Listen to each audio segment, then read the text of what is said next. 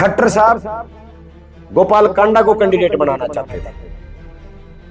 अभय सिंह चौटाला जी ने कहा भाई इसको वोट नहीं देंगे, दूसरा प्रत्याशी ले आओ। अगर इनको वोट नहीं डालने का डिसीजन लेना था तो कैंडिडेट तो 10 दिन पहले आ गए थे।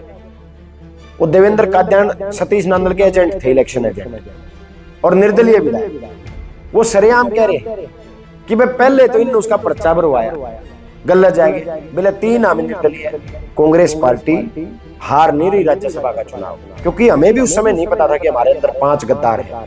हमें भी ये लगा था कि 2 से 3 लोग क्रॉस करेंगे, वो 5 तो नहीं करेंगे। चुनाव अधिकारी को चक्कर आ गया, बेहोश हो गए, उनको गोली दवाई दी गई, उनको पानी पिलाया गया, तब जा करके वो उसमें। जब आपकी गाड़ी कमाई से लोग विधायक खरीदने का काम करते हैं, किसी के पास 25 करोड़ का ऑफर था, किसी के पास 30 करोड़ का ऑफर था, किसी के पास 50 करोड़ का ऑफर था। और तो और आपको हैरानी बताऊं, हमारे 2 विधायकों को तो ये भी धमकी दी गई है कि 3.5 साल बच रहे हैं, जेल मत नहीं निकलने देंगे अगर वोट ना दिया तो। लेकिन वो बहादुर लोग थे, वो रुके रहे।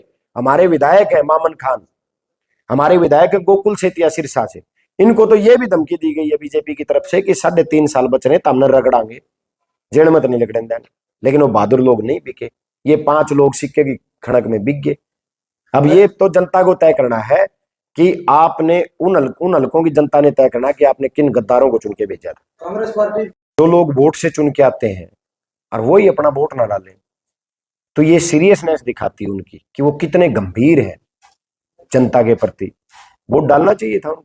लेकिन मुझे एक बात समझ नहीं आई, अगर इनको वोट नहीं डालने का डिसीजन लेना था तो कैंडिडेट तो 10 दिन पहले आ गए थे, 10-12 दिन पहले शामी आ गए थे कि एक कांग्रेस का है करमवीर बोध है, एक बीजेपी का संजय भाटिया, एक निर्दलीय है। अब पहले एक बात बताओ, पहले तो उस निर्दलीय का पर्चा भरवाया इन लोगों ने, सतीश नांदल का। वो देवेंद्र काद्यान सतीश नांदल के एजेंट थे, इलेक्शन एजेंट और निर्दलीय विधायक। वो सरेआम कह रहे हैं कि भाई पहले तो इन्होंने उसका पर्चा भरवाया, गलत जाएंगे बोले 3 नाम निर्दलीय और 2 ये 5 और 5 बीजेपी के। देखो, जब भी कोई राज्यसभा का प्रत्याशी पर्चा भरने जाता है तो 10 विधायकों की जरूरत होती है, 10 सिग्नेटरी, जो 10 विधायक चाहिए। तो देवेंद्र कात्यायन जी तो कह रहे हैं कि भाई 3 नाम थे, 2 ये थे, सारी बात इन गल्लो हुई। हाँ, मैं एक बात और आपके सामने कहना चाहता हूं, खट्टर साहब गोपाल कांडा को कैंडिडेट बनाना चाहते थे। अभय सिंह चौटाला जी ने कहा भाई इसको वोट नहीं देंगे, दूसरा प्रत्याशी ले आओ। ये चर्चाएं भी हैं, ये भी चर्चा चल रही है कि सतीश नांदल को समर्थन अभय सिंह जी के, उनको कैंडिडेट अभय सिंह जी के कहने से बनाया गया। ये तो देवेंद्र काद्यान जी ने बता दिया कि हम सारी शुरू से लेकर आखिर तक हम साथ थे। जब इनको ये पता लग गया कि कांग्रेस पार्टी बड़े मार्जिन से जीत रही है, कांग्रेस पार्टी हार नहीं रही राज्यसभा का चुनाव, क्योंकि हमें भी उस समय नहीं पता था कि हमारे अंदर 5 गद्दार हैं। हमें भी ये लगा था कि 2 से 3 लोग क्रॉस करेंगे वोट, 5 तो नहीं करेंगे।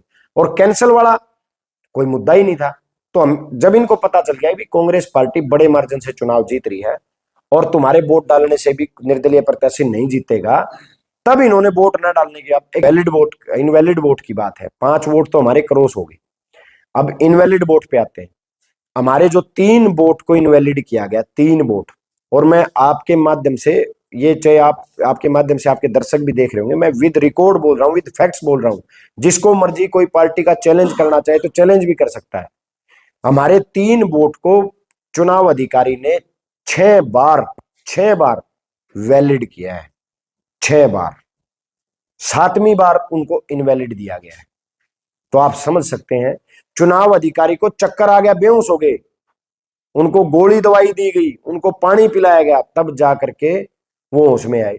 मतलब इतना प्रेशर उनके ऊपर था, बीजेपी का बार बार उसके ऊपर प्रेशर था कि कांग्रेस के प्रत्याशी के ज्यादा वोट कैंसिल करो।